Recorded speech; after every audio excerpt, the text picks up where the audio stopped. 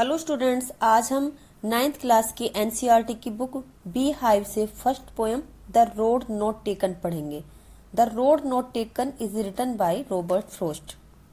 अगर हम पोइट की बात करें तो रॉबर्ट फ्रॉस्ट एक अमेरिकन पोइट थे। उनकी अधिकतर poems rural life, ordinary people और उनके एक्सपीरियंस पर बेस्ड हैं। उनकी सभी पोएम बहुत सिंपल हैं, लेकिन उनका मीनिंग बहुत ही डीप है। अगर हम अबाउट द पोएम की बात करें तो जो पोएम है इसमें पोइट उस टाइम को, लाइफ के उस टाइम को हाईलाइट करता है जब हमें डिसीजन लेना ही पड़ता है, जिसके ऊपर हमारा पूरा फ्यूचर डिपेंड करता है। Let's start the poem now. Two roads diverged in a yellow wood and sorry I could not travel both. Diverged means separated and took a different direction, and yellow wood means autumn season, जब leaves yellow हो जाती हैं, पतझड़ का मौसम होता है। तो ये जो पोएम है ये ऑटम के सीजन में सेट है, और जो पोइट हैं वो एक वुड में खड़े हुए हैं जहां पर दो रोड्स अलग अलग डायरेक्शन में जाती हैं। तो पोइट कंफ्यूज्ड है कि कौन से रास्ते से जाएं। जाहिर सी बात है कि वे एक ही रास्ते पर जा सकते हैं, या तो इस रास्ते पर जाएं या उस रास्ते पर। एक ही साथ दो रास्ते पर जाना तो पॉसिबल है नहीं। नेक्स्ट पोइट कहते हैं, and be one traveller long I stood and looked down one as far as I could to where it bent in the undergrowth. Bent का मतलब टर्न्ड, और अंडरग्रोथ का मतलब dense growth of plants and bushes, जो जंगली झाड़ियां उग जाती हैं उनको कहा गया है।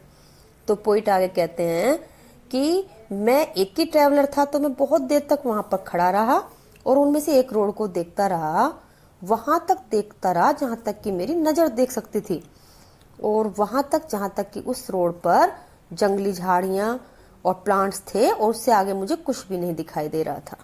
Then took the other just as fair and having perhaps the better claim because it was grassy and wanted wear.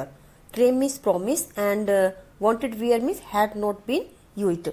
तो पोइट कहते हैं कि दूसरे रास्ते पर मैंने चलने का फैसला लिया ये सोचकर कि वह मेरा बेटर डिसीजन होगा, मेरे फैसले को बेटर प्रूव करेगा, क्योंकि उस रास्ते पर ग्रास थी और वह घिसी नहीं थी। इट मीन्स कि लोग उस सड़क पर ज्यादा नहीं चले थे। इसका पता कैसे चला पोइट को? घास देखकर, क्योंकि वहां पर जो घास थी वह क्रस्ट नहीं थी और दबी हुई नहीं थी, तो नहीं तो प्लेन रास्ता हो जाता। तो इसलिए पोइट कहते हैं कि मैंने उसी रास्ते को चुना जिस पर लोग ज्यादा नहीं गए थे, उस रास्ते को नहीं लिया जिस पर लोग ज्यादा चले गए थे।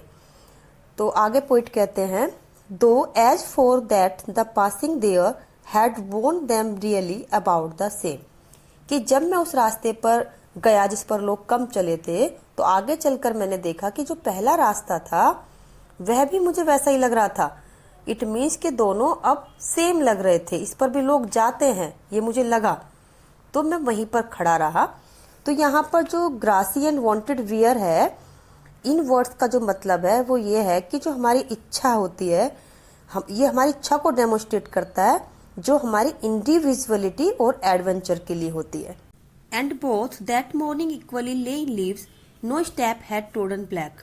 ले in leaves means covered with leaves and trodden black means crushed with feet. तो पोइट कहते हैं कि मॉर्निंग का टाइम है और जो दोनों रोड्स हैं वे लीव्स से कवर्ड हैं। अभी तक कोई भी आदमी उन पर नहीं चला है, क्योंकि वे ना तो काली पड़ी हैं जो लीव्स हैं, और ना वे क्रश्ड हैं। Oh I kept the first for another day. Poet कहते हैं कि जब मैं अपने दूसरे रास्ते पर चल दिया जो मैंने चूज किया था, तो मैं सोच रहा था कि ये जो पहला वाला रास्ता जो मैंने छोड़ा है इस पर मैं फिर कभी आ जाऊंगा। Yet knowing how way Leeds on the way I doubted if I should ever come back. लेकिन फिर मैंने ये भी सोचा कि जो मैं बोल रहा हूँ कि इस रास्ते पर फिर कभी आऊंगा, तो क्या पॉसिबल होगा कि मैं इस रास्ते पर फिर आऊं, इस पर आने का मुझे चांस मिले? क्योंकि जो मैंने रास्ता चूज किया है वह हो सकता है आगे चलकर दूसरे और रास्तों में बढ़ जाए, फिर आगे चलकर और आगे बढ़ जाए। मीन्स मुझे चॉइसेस मिलती रहे, मैं उन्हीं पर चलता रहूं। तो क्या ये पॉसिबल होगा कि मैं वापस लौटकर उस रास्ते पर आऊं? तो यहाँ पर हम इस बात को इस एग्जाम्पल से समझ सकते हैं कि अगर बच्चे 12th पास के बाद इंजीनियर बनना चाहते हैं या डॉक्टर बनना चाहते हैं, तो अगर डॉक्टर बनेंगे तो उनको बायोलॉजी लेनी पड़ती है, और अगर इंजीनियर बनेंगे तो उनको मैथ से पढ़ाई करनी पड़ती है। तो क्या ऐसा पॉसिबल है कि डॉक्टर बनने के बाद हमारा मन करे कि हम इंजीनियर बन जाएं, तो क्या हम वहां से वापस लौट सकते हैं? क्या एक डॉक्टर इंजीनियर बन सकता है या एक इंजीनियर डॉक्टर बन सकता है? तो ये पॉसिबल नहीं है। हमें लाइफ में एक ऐसा डिसीजन लेना पड़ता है कि फिर उसी डिसीजन पे हमें चलना पड़ता है और उसी से ही हमारी सारी लाइफ शेप करती है। I shall be telling this with a sigh. Somewhere ages and ages hence, two roads diverged in a wood, and I took the one less travelled by, and that has made all the difference. इस last stanza में poet कहते हैं कि हो सकता है बहुत years के बाद मैं अपनी बात को एक डीप शाई, राहत की सांस लेते हुए बताया करूंगा लोगों को कि जंगल में दो सड़कें अलग अलग डायरेक्शन में जाती थी और जिस रोड पर कम लोग गए थे मैंने उसी रास्ते को चूज किया और इसी से ही मेरे ऊपर सबसे ज्यादा फर्क आ गया। आज मैं जिस मुकाम पर हूँ मैं उसी रास्ते के कारण हूँ, उसी डिसीजन के कारण हूँ। तो पोइट हमें इंस्पायर करते हैं कि अगर हमने एक रास्ता चूज कर लिया तो हमें उसी पर चलना पड़ेगा। हमें सोच समझ कर डिसीजन लेना चाहिए क्योंकि हमारे डिसीजन का फर्क हमारे फ्यूचर पर पड़ता है। अगर एक बार डिसीजन ले लिया तो हो सकता है उसे चेंज करने का हमें मौका ही ना मिले। तो यहाँ पर जो पोइट कहते हैं कि उसी डिसीजन मेकिंग से मेरे ऊपर डिफरेंस पड़ा, तो इसमें ये बात क्लियर नहीं है कि उसके कारण वे अच्छे बने या बुरे, लेकिन हम अंदाजा लगा सकते हैं कि वे बहुत फेमस पोइट रहे थे, तो हो सकता है कि उनके डिसीजन का फर्क उनके ऊपर अच्छा पड़ा। Now let's talk about the literary devices used in this poem. सबसे पहला है राइम स्कीम। फर्स्ट स्टेंजा में देखेंगे वुड, स्टूड और कुड, ये राइम कर रहे हैं एक साथ, और बोथ और अंडर ग्रोथ एक साथ राइम कर रहे हैं। तो वुड, स्टूड, कुड को हम ए बोल देंगे और बोथ और अंडर ग्रोथ को बी बोल देंगे। तो जो यहाँ पर राइम स्कीम होगी वो होगी A B A B.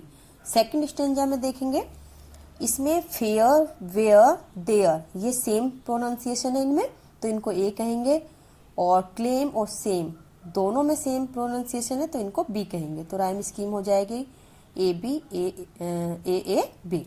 Third stanza में ले, डे, वे, ये राइम कर रहे हैं साथ साथ, तो इनको ए बोलेंगे, एंड ब्लैक और बैक ये दोनों राइम कर रहे हैं तो इनको बी बोलेंगे। तो अगेन राइम स्कीम वही होगी ए बी ए बी।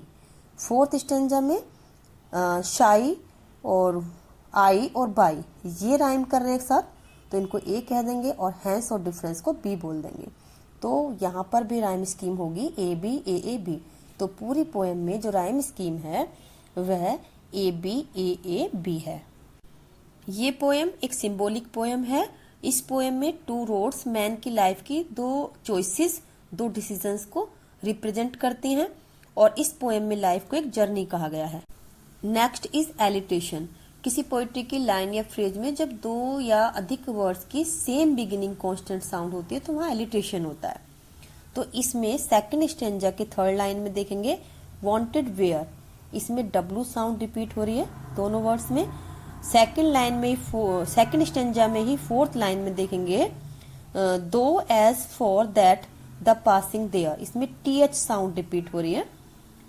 और थर्ड स्टेंजा की थर्ड लाइन में देखेंगे फर्स्ट फोर, इसमें फा साउंड रिपीट हो रही है। और फिफ्थ स्टेंजा में सेकंड लाइन में देखेंगे कि पूरा वर्ड एजिस ये रिपीटेड है, तो यहाँ पर एलिटेशन है। Next device used is anaphora. Same word या फ्रेज जब स्टेंजा की लाइंस की बिगिनिंग में रिपीट होते हैं तो वहां एनाफोरा होता है। तो स्टेंजा 1 में आप देखेंगे सेकंड, थर्ड और फोर्थ लाइन में एंड वर्ड रिपीट हो रहा है तो यहाँ पर एनाफोरा यूज हुआ है। अगर मेरी वीडियो अच्छी लगी हो तो लाइक, कमेंट करें और अपने फ्रेंड्स को भी शेयर करें। अगर कोई डाउट हो तो कमेंट्स करके पूछ भी सकते हैं। Thank you and have a nice time.